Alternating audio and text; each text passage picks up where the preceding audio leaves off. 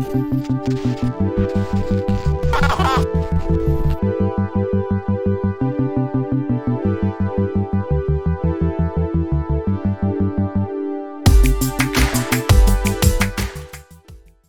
would have thought at the beginning of the year that this would be our conference championship matchups?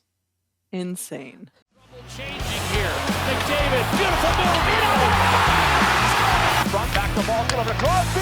He scores! Crosby, 500! Watch this play between the legs, comes right back to him. But man, oh man, has his kid got some hands. That looks like he's going for the old Michigan. He brings it up. Miller goes to knock it off. He shoots it in front. Oh, what a pass! Away, gains the zone around Kubalik. Back to Foligno. He scores! With a lot of mustard on it. Ovechkin score! The Grade 8 Express pulls into third place all time.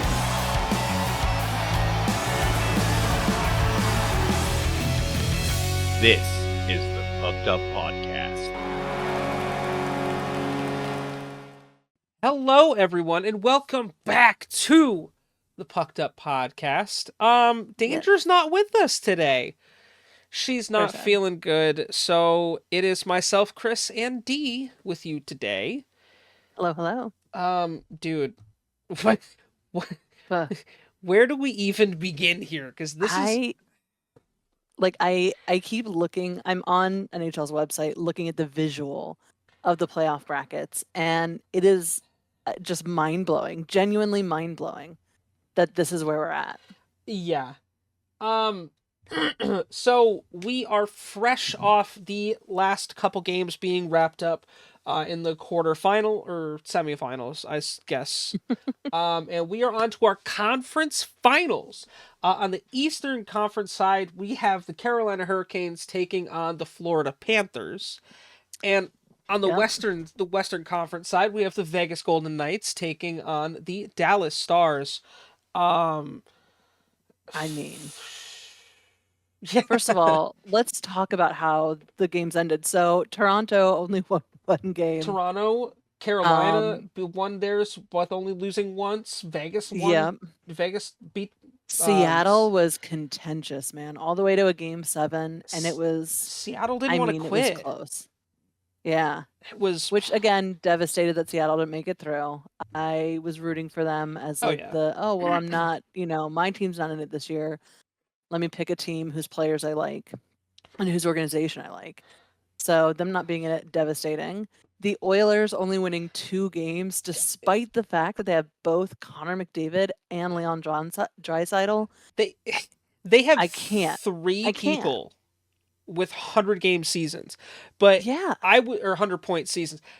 I was listening to Spit and Chicklets. I want to say from last week's episodes. Mm-hmm. And Biz and Wit were talking about the same thing that I had mentioned to you guys, during the playoffs in general. The Oilers, you have 3 players who had 100 points this season, and they combined for 4 points in the playoffs. Yep. When your stars are not there for you in crunch time, that's a massive problem. Well, and I mean, we've said it before too, though, you don't have, no one person can carry the team, and they have 3, so you would think that would be enough to get it done. No, 4 if you count if you count Evander Kane, that's 4 top players. Well, Kane was out so much of the season that I don't count him, only because he was battling several different injuries. Oh yeah. This season, and so I don't think he was a contributor because of that. That top line with Ryan Nugent-Hopkins, Leon Draisaitl, and Connor McDavid all over 100 points. I know, and they couldn't get it done. And I think it's a lot to be said about what it takes to make a team. You know what I mean? Yeah. It's not just your star players getting the puck and making plays. Everybody has to contribute, and they didn't have enough folks contributing. Oh yeah. Well, you know what I mean? That's what it comes down to. That was basically what I was just about to say, is you can't rely on those 3 to do everything that they need to try to push through. You need the rest of the team. I will say though, there is one person that stepped up, and that is Stuart Skinner. Yes. He played through both rounds mustachioed man. out of his fucking mind. He had to. And he's a rookie. You know what I mean? He's a rookie. Well, because Campbell hasn't been playing well this season. They went out and spent all that money on him in the offseason, and he just hasn't lived up to it. Which, I mean, if you're looking at the scoreboard, it was all close games, right? Oh, yeah. Like Vegas won 1-0, 2-1, 3-2, and then the last game 4-2. So not as close, but still, like these were low scoring games. Every point was hard fought. There just wasn't enough. You know Out of the entire series, only 2 games was there more than like a goal differential. Game 4, Edmonton won 4-1, and Game 3, Vegas won 5-1. So, I mean, oh no, I'm sorry. Edmonton also won 5-1 in Game 2. So like, it was a mixed bag, but there were times where Edmonton was just they were unstoppable. And then the rest of the time, it just got to a point where I feel like Vegas kind of just had him on the ropes, and they just wore him down through. And this is what we see. But I love that you are officially the only one with a pick left for the Cup, because that with Edmonton losing, Canes. there goes my Stanley Cup prediction. So you are the only one. So which means that now I have to root for the Canes. Yeah. I do want to talk about that series too, because dude, it's shocking. The Devils shocking only with how had good of a team one win. New Jersey is. But I think this is a testament to how good Carolina is, knowing when you have top guys like Svechnikov out, like, and they're still stepping up and winning, and they were winning by huge margins. I think, honestly, the difference is really in oh wow, I just realized I completely said none of the scores right for the Oilers Vegas, and that's what you're correcting me on. Close. I was not even fucking close. You know what's funny? I just realized I was reading who was leading in the series. Oh, Golden Knights were leading 1-0. Yeah. It was, you know what I mean? Yeah. Wow. Fucking dumb. Jesus Christ. Yeah, no, the Carolina New Jersey matchup, honestly, I think the coaching had more to do with it in this sense than the playing did, because I think New Jersey is just as capable as Carolina, and I think they're just as fast. Oh, yeah. What I think it came down to is Carolina was better prepared, had a better style of play, and New Jersey just couldn't compete. They couldn't coach themselves to be able to like understand and adapt. Right. And I think that was the difference maker, honestly. I think we're missing one other difference maker here, and that's Freddie Anderson. Well, Freddie had a 1.8 goals against average. That's what he has currently. That's really fucking good. Yeah. And I mean, you got to give love to Schmid. Like, I'm pretty sure Akira Schmid he's still a fairly young talent. He's 23 years old. You know, this is, I'm pretty sure, his first full first half season in the NHL. Yeah. So he's still young. Freddie's been there before. Freddie's been to the dance. He gets it. Yeah. You know, and unfortunately, New Jersey having a former Caps goalie who has fallen down so many times in playoff games. The injuries and just the poor game management from him, honestly, played a big part. I know. It sucks. It sucks. It does, but it's true. It's huge for the future of that team, because like they a couple years ago were the laughing stock of NHL, because we're like, dude, nobody wants to go to New Jersey. We're playing the Devils this week. Yeah, okay, we're good. That's a win. But then it gets to a point where they eventually, they snag Jack, they snag his brother, they start slowly getting the pieces. Which I will say, new favorite sibling duo. Oh, what, Jack and Luke Hughes? Well, imagine if they had Quinn as well. I know. Just have all 3 Hughes boys. It's all together. Get the band back together again. For real. But I think this is a good thing This is a really good thing for New Jersey. Because now they've been there. This young team has now been there and they understand what it takes. Taste. Yeah, exactly. So now they're going to be A, be hungrier, and B, they're going to be smarter. Well, and I think for the office staff too, it revealed where their weaknesses are. Yeah. Maybe they need to hire a new video coach to really help prepare the team and analyze opposing teams' play. Maybe they need to look at their goaltending situation and shake that up a bit. There might, you know what I mean? there might need to be some upgrades made. You know, you never know. Yeah, I think that this was a series, while disappointing to me personally, because I would have loved to see Jersey go on instead of Carolina, even though I was saying that I think Carolina's going to do something shocking. To be fair, I also said I think New Jersey was going to surprise us this year because of Jack, but I mean, then they did surprise us this year. They did surprise us, and in a few ways. One of them not really happy about, but I think that this exposed a lot for them, and I think it needed to happen. I don't know. That was a good series. They got their ass kicked. They did. So many games. So many games. But then there were other games that was close. Like they almost won in game 5 to make a game 6 or to force a game 6. Oh, right. But yeah, and it ended in overtime, which I mean. It ended in overtime. Nail biter. Yeah.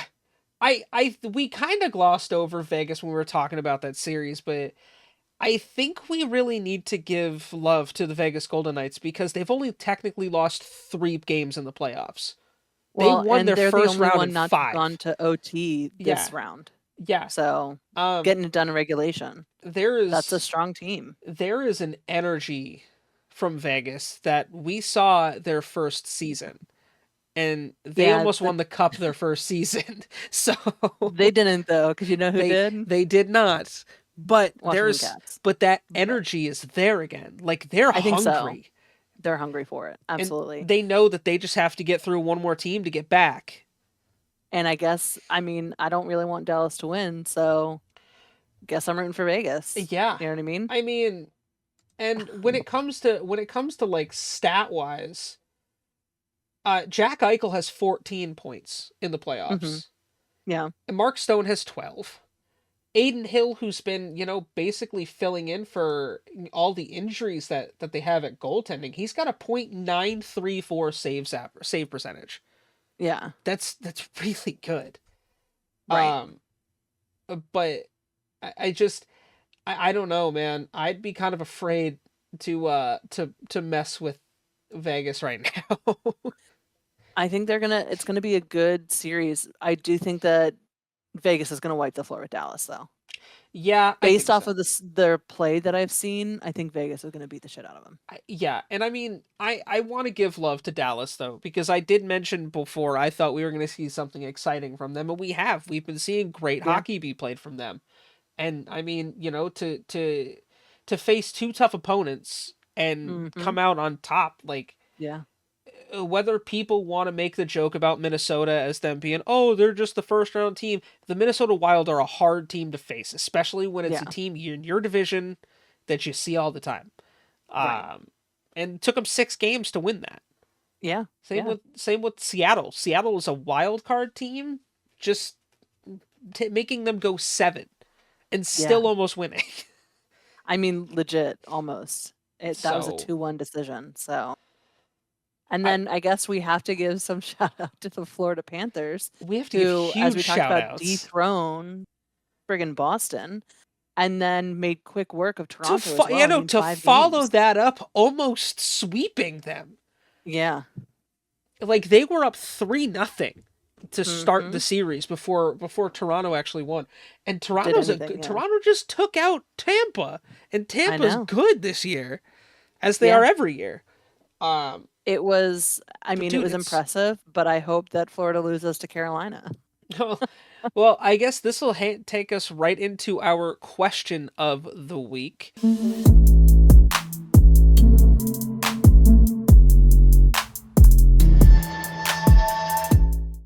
Yeah. Which series winner this round was the most surprising? I'm not at all surprised that Florida won. First of all, also not surprised that Carolina won, even though I didn't want them to. Not surprised, the Vegas one, but I am a little surprised the Dallas one, because I was watching most of the Dallas Seattle game. That's the series I was following the matchup I was following the most this Yep. series, and Seattle was so good. Like they were Really so good. They were playing so strong. I mean, they won game 3, 7-2. Like that is, I mean, they were putting on a show every night. And I think Seattle's missing a few of their key players, and maybe that would have made a difference. Yeah. But I think that they could have won on the ice easily. I think they could have taken this series. I mean, it shows the final game, like I said, was 2-1, but there was the first game which Seattle won was 5-4, and that's really as close as it got. Yeah. You know what I mean? I think so it's just surprising. I think it's huge though. If you look at some of these stats, like Yanni Gord had 13 points, Matty Beniers had 7, Ty Carty had 5. Like, I mean, the worst part is none of their goaltenders were like spectacular. Yeah. But I mean, it's good that they had players doing well. I think a good amount of their players were down lower in the points. Like Jordan Eberle had 14 points. Mm-hmm. And I'm sorry, not 14 points. I read the wrong one now. I just saw him. Dummy. See, I fucked up. Jordan Eberle had 11 points. But like they had it. I don't know, it seemed like it didn't work out. And it was close enough each game. But yeah, no, I can agree with that. I'm all aboard the fucking Florida Panthers train. I didn't expect them to get past Toronto, man. I mean, I didn't expect them to get past friggin' Boston, to be honest. Again, still the largest upset this series, I think. I think it might be one of, if not like the largest overall upset in NHL playoff history. The only thing that rivals it is Tampa getting swept by Columbus first round a few years ago. But like, well, yeah, I just Tampa, I saw them losing to Toronto. Toronto wasn't really gonna that wasn't gonna surprise me if they lost. I felt like Toronto had a better team, but I felt like Toronto had the pace from the previous rounds with Matthews and Marner being like on fire. I thought they would have just smoked Florida, but the Panthers are like, nah, dude, everyone's counting us out. Bobrovsky, though. I mean, their whole team again is contributing. Oh yeah, you have players like Radko Gudas, who I mean is out there dominating. Dude, I watched Gudas take a puck right to the fucking knee, and then got up, shook it off, and he was like, "No, I'm okay. I'm fine. I'm fine." Yeah, there are some phenomenal players on the Florida Panthers team. I just don't want them to win.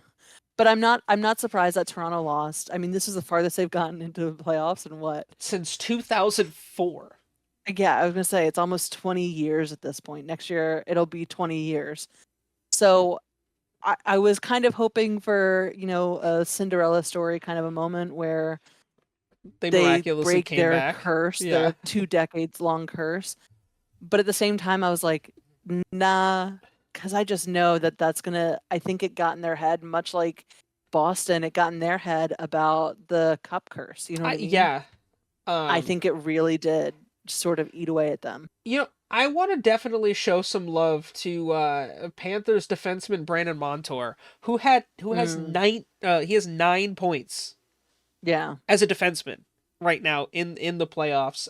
Former Crazy. Duck, former Buffalo Sabre. He's played a bunch of places, but it seems like he's found a good home in Florida and it's working out well. Matthew Tkachuk has 16 points so far. Matthew Tkachuk he's on one, and Sam Reinhart is another player who has been lighting it up for Florida. Yeah. So wait.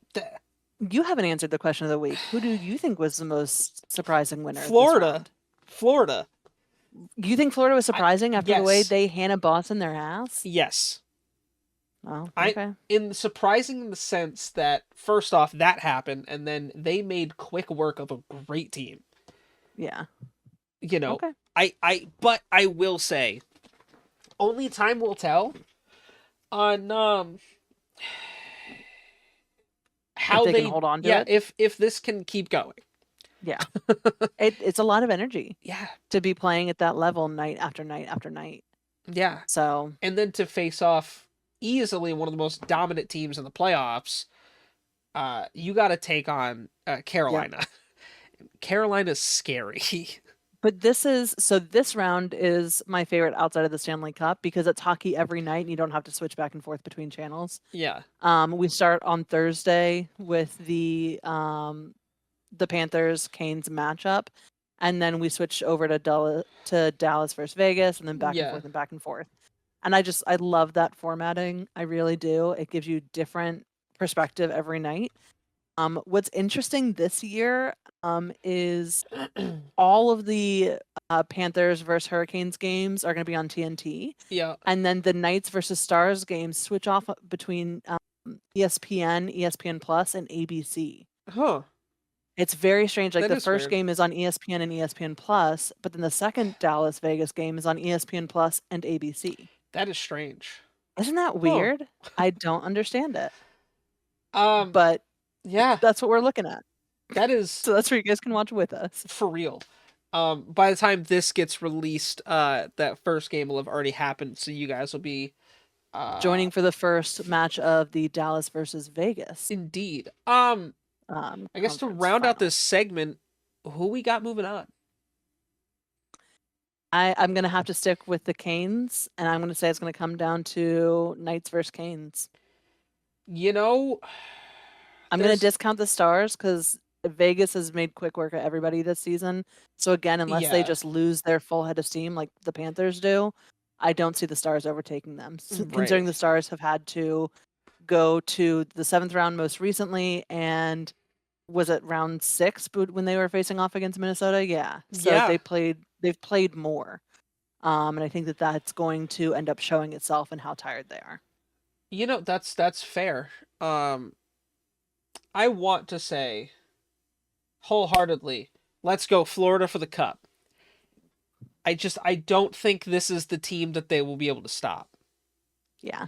So I am going to agree with you that I think Carolina and Vegas is it is going to be the matchup for the cup finals. Yeah.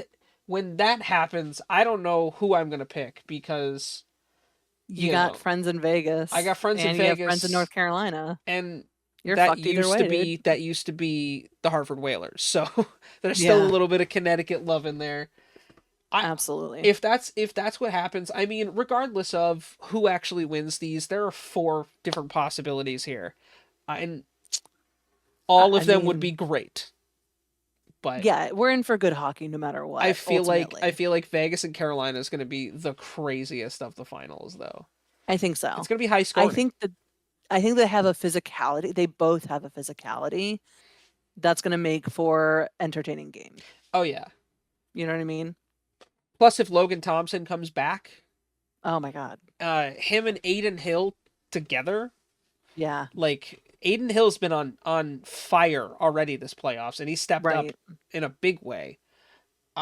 That'll be a great duo. But you got Antti Ranta and Freddie Anderson, who are also on one. So yeah, absolutely. But again, Sergei Bobrovsky he's looked like Bob. He's looked like Bob of old. That's what he looks like now. I'm not going to lie. There was a time when I was like, I will pay whatever we can to get Bob over to our team because he is just he is a stand on your head goalie. You know what I mean? But his contract is so dumb.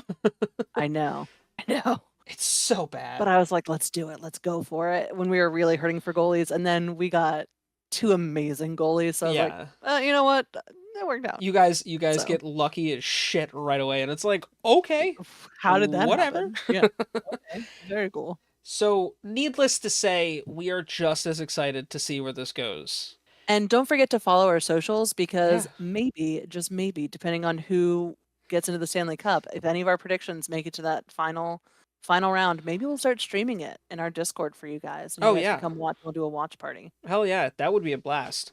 Yeah. Honestly, I'd be down. Yeah. Also, we may or may not have a guest for the Stanley Cup preview. We may or may not. Discussions of that. So that'll be fun.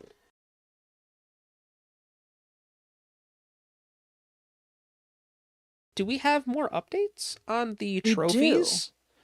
We do. So we last left off, I think the Masterson trophies for Perseverance were the last thing that came in as of the time of recording of the last podcast. Yes. So then on Wednesday, the Ted Lindsay Award for Most Outstanding Player, those results came out, or those nominees came out. And so we have, again, Erik Karlsson of the San Jose Sharks, Connor McDavid of the Edmonton Oilers, David Pastrnak of the Boston Bruins. And this is actually, for those of you who don't know, it's voted on by players within the league. Yeah. Again, to award it to the most outstanding player. Now, a couple of notes. McDavid is expected to win after having like one of the best, insane season. Like one of the top However, 20 best seasons ever. Erik Karlsson is no slouch either, being the first defenseman since the 1990s to record 100 points in a season. So, and Pasta had an amazing year as well. He had 61 goals, which accounted for 20% of the Bruins' goal production. Dude, Pasta was on one this year. So, like, it's that one, I can very much so see that one being, kind of a toss-up. Going to any of them. Yeah. And that one, it's tough because, again, it's voted on by other players. So that one kind of sometimes is just a popularity kind of a thing. Yeah. Other players might be like, you know what? Eric's been around for a minute. Give him some love. Give him some love. You know what I mean? Yeah. Even though Connor obviously deserves it too. Like I think they all deserve it, and that's why that's tough. The next one is the mother trucker. I clicked on something and it took me away. All right, next up is the finalists for the Vezina Trophy. Vezina. I've heard it both ways. That is for the top goaltender, and it is voted on by general managers. So we have, I will say Chris called it last week when he was like, if Ullmark doesn't get nominated, I'm going to fucking riot. Luckily, Linus Ullmark of the Boston Bruins did get nominated, so we are all safe. You guys can sleep soundly tonight. Along with him, we have Ilya Sorokin, which is with the New York Islanders, and Connor Hellebuyck for the Winnipeg Jets. Ullmark obviously expected to win after tying for the league lead with 40 wins and leading in goals against average with 1.89 and save percentage with 0.938 for the record-setting Bruins, obviously. And he scored a goal this year too, so add that to his stats. Yeah. Sorokin had the league best 6 shutouts and allowed one goal or fewer in 21 out of his 60 starts, which is also just an incredible statistic. And then Hellebuyck led the lead with 64 starts and recorded a save percentage of over 0.900 in 46 of those starts. That's crazy. I don't know. I feel like this still should go to Linus Ullmark. I still think it should go to Ullmark. Sorokin is also incredible, and I hate when we have to face him. Also, Connor Hellebuyck is... Whew. Yeah.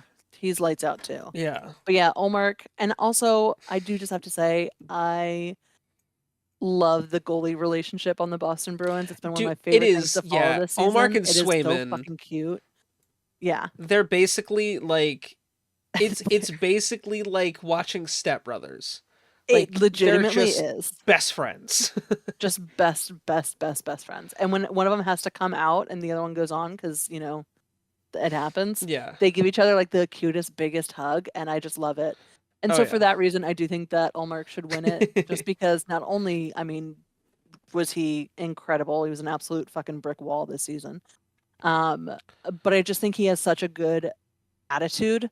I think that deserves a nod in his direction. So.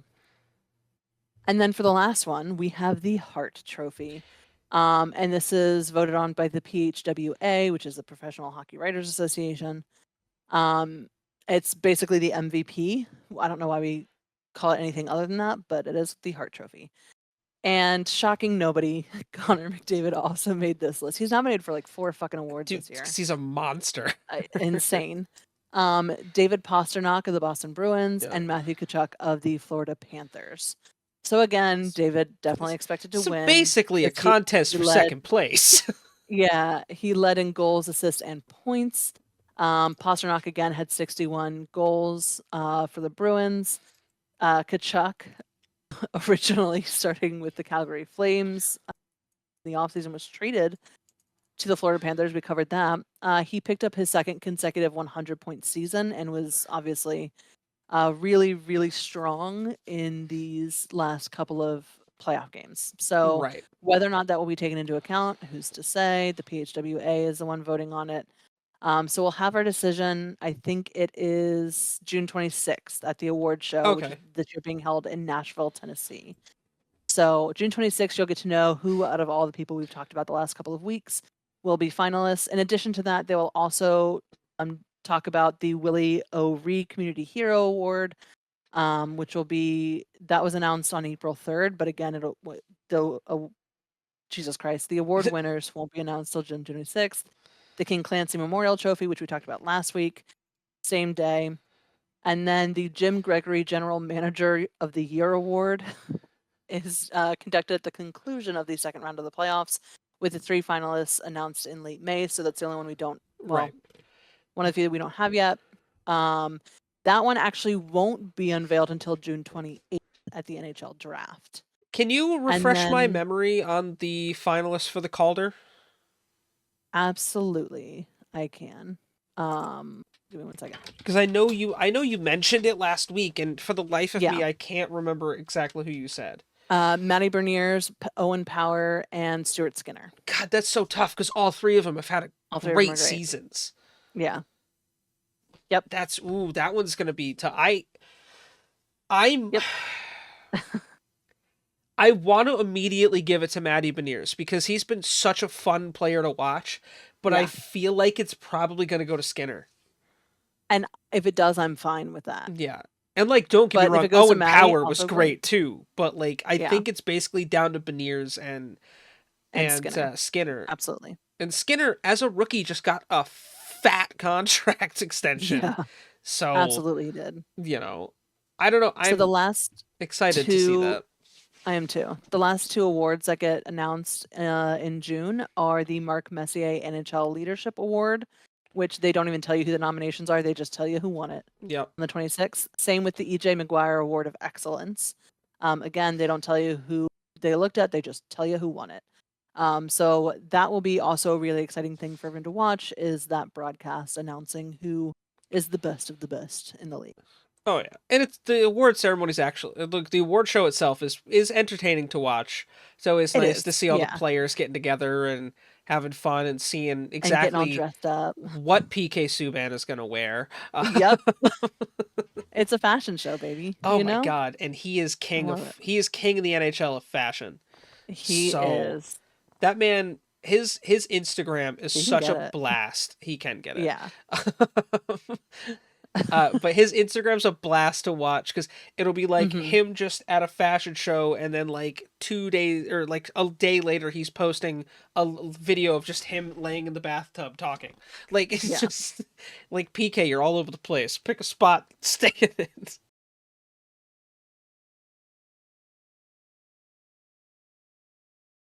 So we're gonna move on, I guess, to suspensions, right? Normally we do the bad boys before we do the hurt boys. We do have a couple of suspensions. We do. And a fine as well. So starting off on May 10th, Darnell Nurse of the Edmonton Oilers was suspended 1 game. It was an automatic suspension for instigating a fight against Nicholas Hague during the final 5 minutes of a game. Also on the same day, Alex Pietrangelo of the Vegas Golden Knights was suspended 1 game for slashing Leon Draisaitl. Yeah, that was crazy. That was Alex deserved more than 1 game. Yeah, in my opinion, I feel like because 2 there games. was nothing else there. I feel like 2 games would have at least been, because he fucking, it was like he was hacking. It was at a piece intent of to injure. Yeah, and good thing that Leon was okay, but it was not great. Yeah, and you could see at the end when they're doing the handshakes, because Vegas moved on, Leon was like not looking him in the eye. It was the world's quickest handshake. Oh And yeah, he was like, because "I'm he was fucking pissed, man. goodbye." That shit was that was dirty. It was. And It I wasn't like a hockey play. Petrangelo, but fuck, dude, you gotta be Yeah, better like than it's that. it's inappropriate. Yeah. Interestingly enough, and I don't think we mentioned it last episode, players don't get paid a salary in the preseason or postseason. Yeah. So there are no fines generated for games lost due to suspension during those periods. Yeah. Which is the only thing that I actually have a problem with in the way that they do this. Like, these players can still afford to pay that kind of money, and if they're getting suspended, they still should be donating to the Yeah, I Player agree. Assistance Fund. Especially when you have like Michael Bunting getting suspended for 3 games. That's just 3 free games. You know what I mean? There's not enough of a penalty there other than, you have to sit out during a playoff game, and that could make or break your team depending on who you are. Yeah, but I can agree. I feel like I'm just not a fan. I feel like that's definitely like it's not conducive of a great team dynamic for people when it comes to the playoffs, because like you said, you just you're sitting out for a couple games. Cool. All right, I just get some time off. Whatever. Yeah. Like there is no incentive to like, hey, don't be a fuckhead. Yeah. But I will say, yeah. Interestingly enough, because of the automatic suspension for Darnell Nurse, Jay Woodcroft, of the head coach for the Edmonton Oilers, did get a $10,000 automatic fine. Wow. Because Darnell Nurse instigated a fight. And I think that, well, great, because that is $10,000 going to the Player Assistance Fund. Why is the coach paying for some fuckery that his player did? Like, I don't know. Fairly certain Jay wasn't out there like, hey, Darnell, go fuck him up. You know what I mean? Go Like, hit that bitch in the face. No, it's not. Right. That's not how it goes. That's not how that works. And even if it is, like, the coach still shouldn't have to pay the fine because...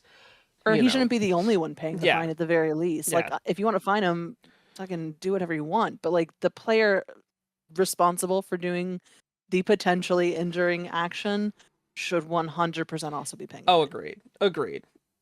I feel like that's a point where the NHL needs to look at that sort of stuff. Especially how teams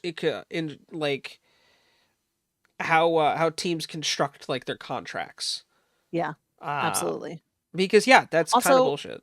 Why are players not getting paid during the pre and post season?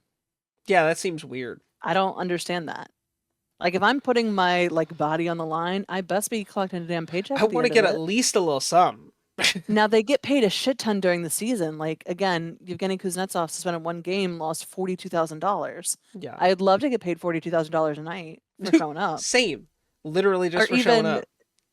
Slavkovsky got fined $10,000. I'd still love to get paid $10,000 a night for showing up. Dude, I know. I was looking at a thing on Instagram. It was posted. It was like all players with more than $10 million average salary. And there's like 11 or 12 players in the league that make over 10 million a year.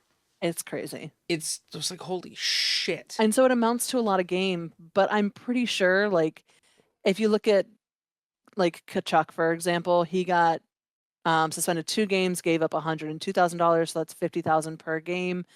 I'm sure if you went to him and were like, "Hey, bud, we're gonna extend your pay through the postseason and the preseason. If you get to those games, you know what I mean, it'll just be factored." You'd be like, oh, "Okay." Yeah. If it means I get like 3,000 less a night, my pockets aren't gonna hurt. Yeah. They're really not. I demand all of my money. It's my money and I need it now. Yeah, right. Call JG Wentworth, dude. Dude, that's for all I real. about that one. Eat a fucking Snickers too while you're at it. Yeah, Jesus Christ.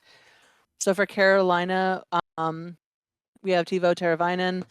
Again, he had surgery to repair a broken hand.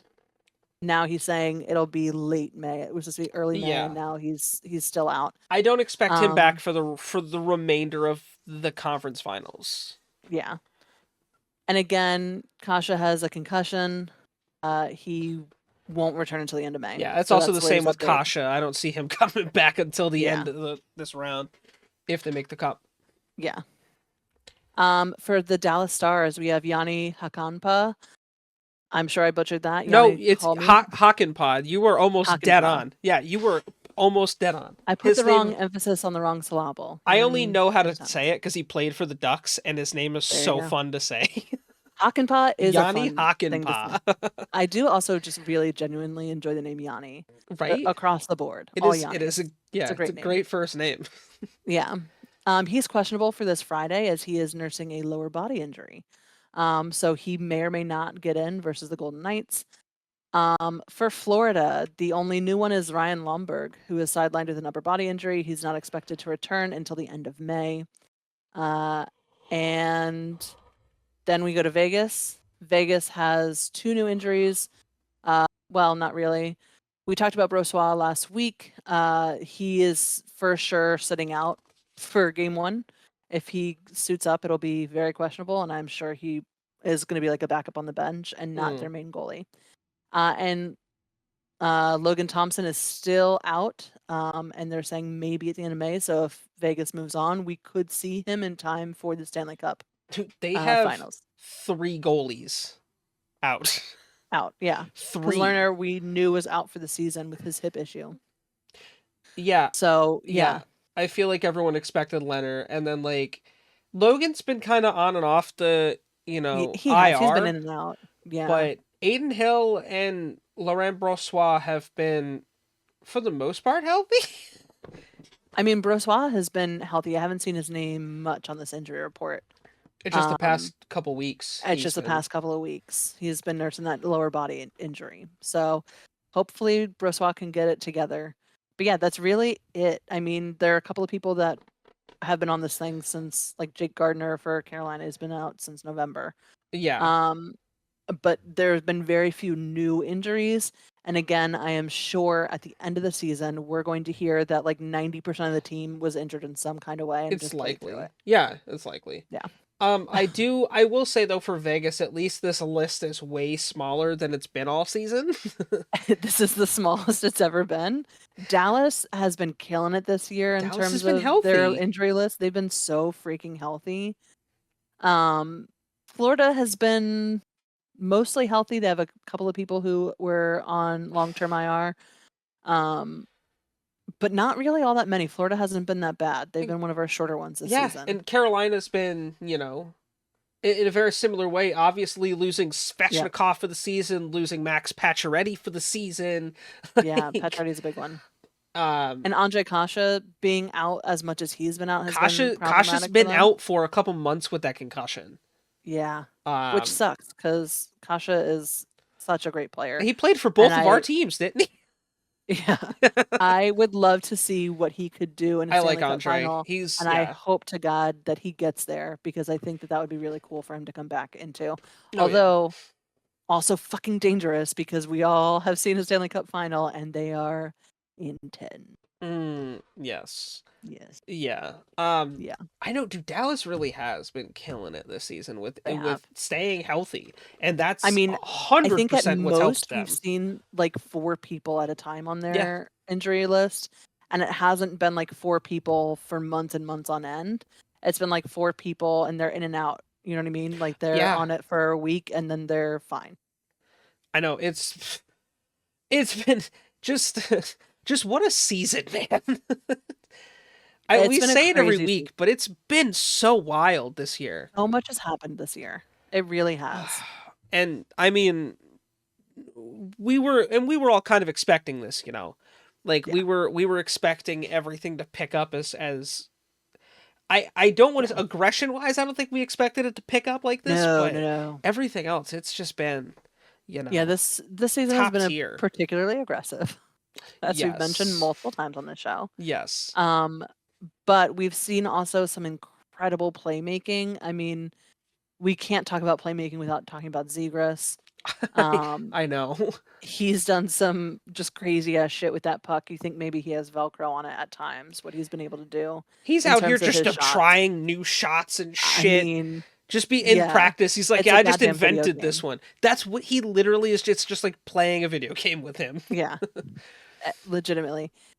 So we've seen incredible things. We've also seen a lot of stuff this season in terms of moments of the community coming together. Yeah. We've talked about Pat Maroon when he was being fat shamed by a goddamn commentator on live television, and how he used that as an opportunity to raise funds. And even Bruins for a fans were like, program he this isn't supports. cool, you know? Yeah, So absolutely. Or when Chris Letang had a stroke and then his dad died, like it, his entire team rallied around him. But more than that, the entire league was sending Yeah. Letang and his Oh, family yeah. well wishes. There was I So know Flyers fans. I have a few friends that are Flyers fans that cannot stand the Penguins, but they Yeah. called me up and they're like, "There's a GoFundMe out for Letang. We donated like $100 a piece, just oh, like I mean, to be there for his family." And like I believe he donated whatever to like a charity or something for like I don't remember what the charity was for, but like it was a research charity, I'm yeah, pretty sure. I think it was for like whatever his father passed away from, which I can't Yeah. remember. But yeah, it was that stuff right there is what makes me love this sport so much. Yeah. I mean, obviously Caps and Pens hate each other. Tons of Caps fans were also donating. It was a huge, huge topic. There have been so many players this year that went into the player assistance program. It's been 3. And seeing the news respect that this is a private matter, and not seeing, like, there were articles speculating for sure, but it wasn't every article about that player. Right. And I love that. I think that that's a change that we've seen in the last couple of years, really, that I really enjoy, because if someone is entering into the player assistance program for whatever reason, they deserve it's hard enough to get help. Yeah. I agree. It's nice to see a culture change. Yeah. Around not only the league and everything that goes along with play and all that, but the understanding of mental health in professional sports most specifically. Absolutely. I think the NHL, like they are with a lot of injuries and head injury protocol specifically, it's like they're kind of leading the way for every other sports league to like to normalize like these people are human. Like they're not robots. They go through real life things, and Robin Leonard is a very like the first one to come to mind. Like he went on a podcast a couple years ago talking about his mental health struggle and his substance abuse problem that came with his mental health struggle. And we're seeing more and more that players are starting to come out and say, "Hey, I just need to take a little break." Absolutely. And also specifically with the NHL addressing concussions, we have 2-3 players right now that are on the injured list with a concussion. Yeah. Some of them have been out for, like, Patrick Hornquist has been out since like mid-February. Yeah. You would not see that in the NFL. No, they would play. You wouldn't. They'd come back They'd be in that out game. there the next week. No, in And that game. That yeah. game. They'd never be removed from the field. These players are, for the most part, not always, but for the most part, getting removed from the ice by a concussion spotter. Yeah. And being given the freedom to be on long-term IR to deal with getting through a concussion without opening yourselves up to more injury. Because if you've never had a concussion, Shit sucks. it's awful. It is such a horrible thing, and you know, you gotta you have to make it work for yourself when you're going through it, but you need to know that your team is looking out for you. Yeah. Because athletes aren't going to pull themselves off the ice. Like these players are not going to stop. We see in the playoffs how often these guys play hurt. They're not going to pull themselves off the ice. So it's good to see that teams are implementing people specifically to look for that and be like, get them off the ice right now. Yeah. You know, so yeah. And also, like, talking about having your team there to support you, shout out to the AHLers who are being pulled up to be teammates at the last second because of all these injuries this season. Yeah. And are coming in to establish locker rooms and finding ways to, like, be a part of the solution. You know what I mean? Like, that is an incredible amount of mental load to be playing one system in the AHL and get pulled up into the NHL and play a completely different system with a team you don't know and a coach you don't know. Right. Like, that is a lot of mental load that they take on, only to then be sent back down to the AHL after their relief time is over. Yeah, and sometimes it's in a tough spot. Like look at Montreal for an example. Yeah. They had everyone was hurt this season. For Literally, they just had pulled up the AHL team at that point. Like they had to keep pulling people up, and it was like good on them for the season that they ended up having in general with all those injuries. But shit, right.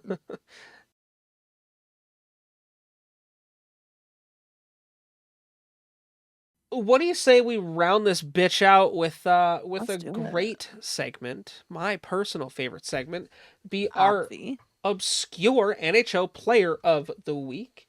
That'll be Frank Beaton. He was born April 28th, 1953 in Nova Scotia. He played 25 games in the NHL, going undrafted in both the WHA and NHL. Interesting. He played for one team in the NHL, and that was the New York Rangers. Oh, okay. In 25 games, he had 1 goal and 1 assist, 43 penalty minutes. Oof. But in 100... That's a penalty every game. Yeah. Well, so this one's even better. In his 153 games in the WHA, 614 penalty minutes. Dude. That's a major every game. Oh, that is at least a major every game. That is insane, dude. Frank, what is you doing? In his 10-year career between 1973 and 1983, that is what his career was. Wow. So between the two leagues, he had almost 800 penalty minutes. Dude, or 900. I don't know, math is hard. He played 74 games in 78-79 with the New Haven Nighthawks, and he had 319 penalty minutes. This dude... Is he the inspiration for the Bash Brothers? Like, he and he alone? He might be.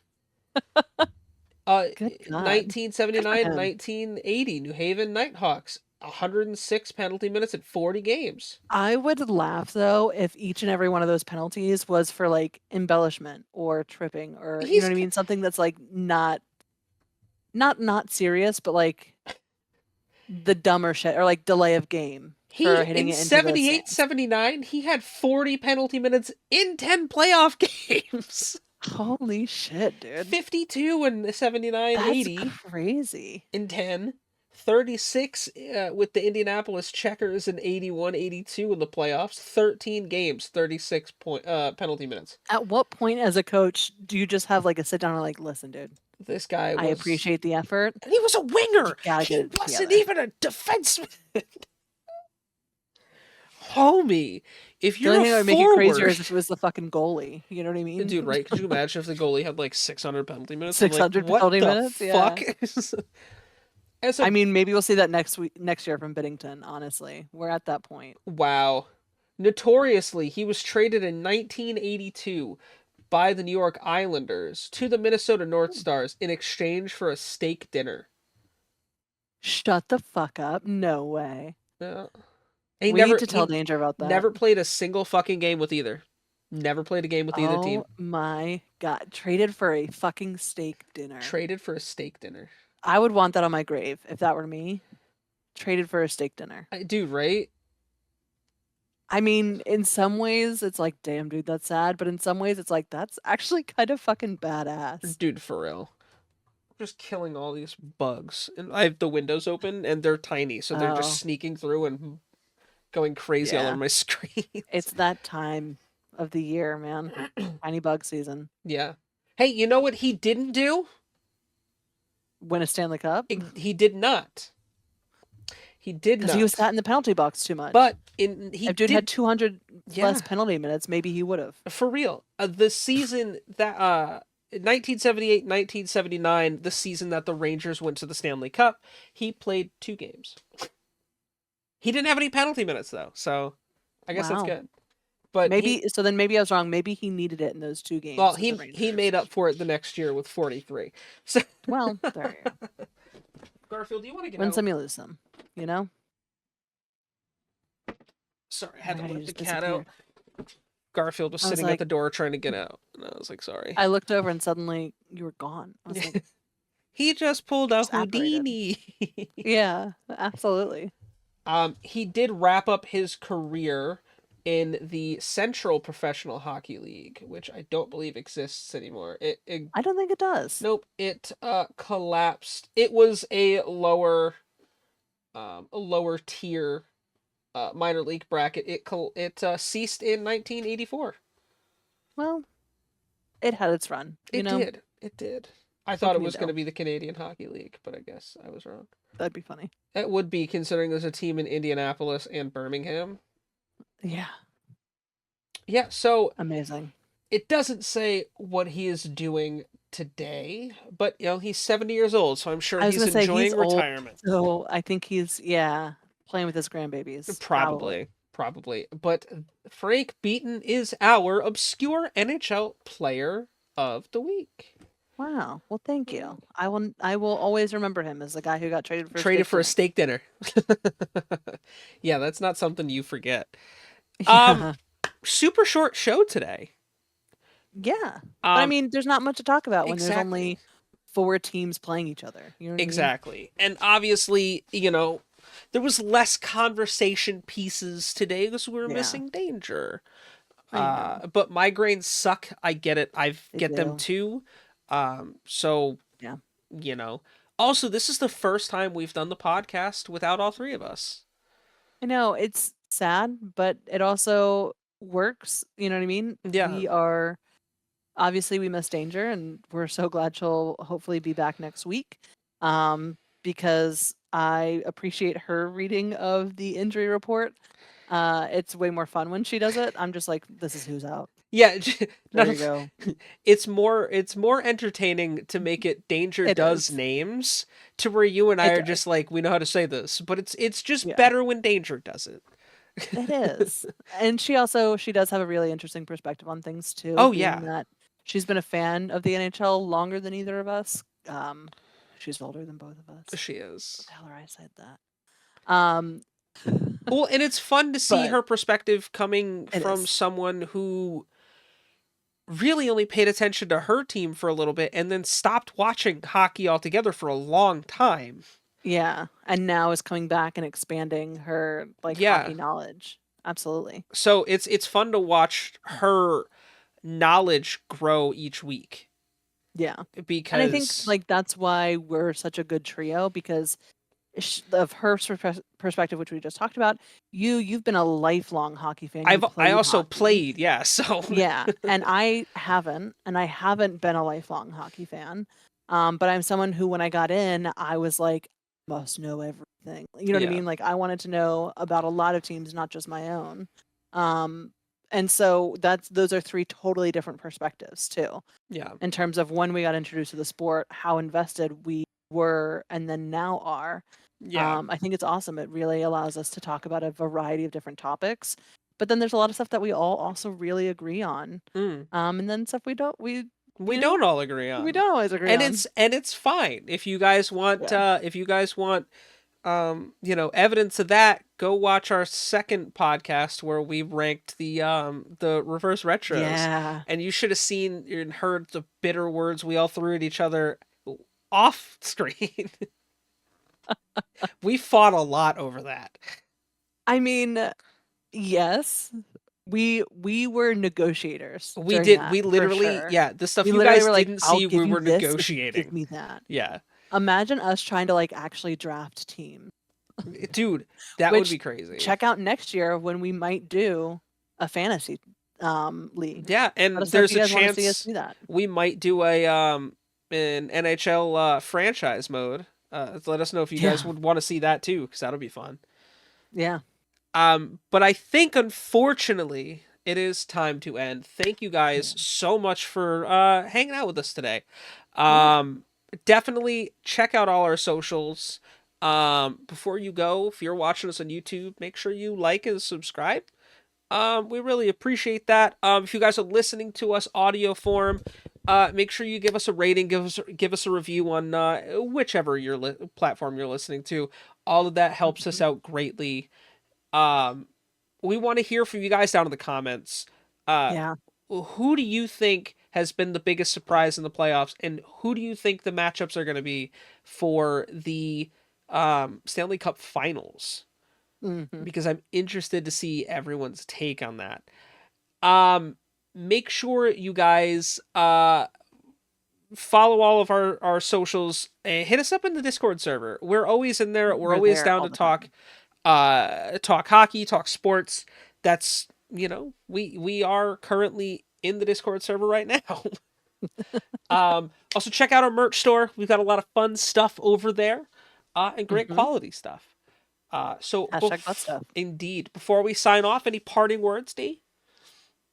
No. No. You guys never have Empty parting thread. words. I put you Well, both on I the mean, spot, and you're always like, no. There's like nothing to say. We're at a point where like there's no hockey until whatever day I just told you there was hockey. I think it's Thursday. Yeah.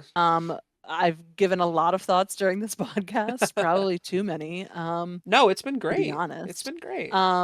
So yeah, I don't really have any parting thoughts other than I'm excited to see this year's Stanley Cup matchup. Just like I'm excited to see it every year. Hell yeah. It's like the best of the best, or it's supposed to be, and sometimes it's not, and that's also sometimes more fun to be like, how the fuck did you get here? I think that's way more fun. Honestly, kind of, yeah. Yeah, well, only time will tell. And next episode's probably gonna be full of other twists and turns. So until then, thank you guys, and we will see you motherfuckers in the face-off.